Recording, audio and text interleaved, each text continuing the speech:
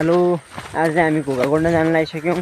टक्क लगाएर हामी आज उता अब रोपाइ सकियो हाम्रो। अब रोपाइ सकिएर पनि अब हामी घोगा गोड्न जान लाग्छौँ।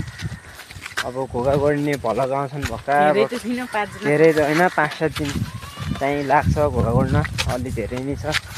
अनि हामी घोगा गोड्न चाहिँ 4-5 जना छौँ। अनि त्यसपछि एउटा भाइ छ कि, एउटा नमुना भाइ गर्ने यो ब्यागमा चाहिँ खानेकुराहरू छ। ब्यागै जस्तो छ। ओइ भाइ यता नमुना भाइ हो यो, नमुना भाइ। अनि अस्ति योसँग यसलाई नमुनाको पनि कुरा गरे हो, केटी नमुनाको, तर यसले मानेन। यसले चाहिँ मानेको थियो, त्यो केटीले मानिन।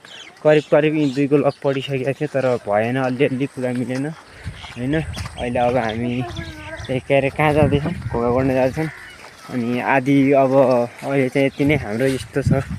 यो पुरै अब रोपेर सकाइसक्यो, रोपेर पनि अब थोरै बाँकी छ होइन। अब 2-4 दिन भयो भने सकिन्छ। त्यही हो, अहिले चाहिँ हामी जान लाग्छौँ घोगा गोड्नलाई। अब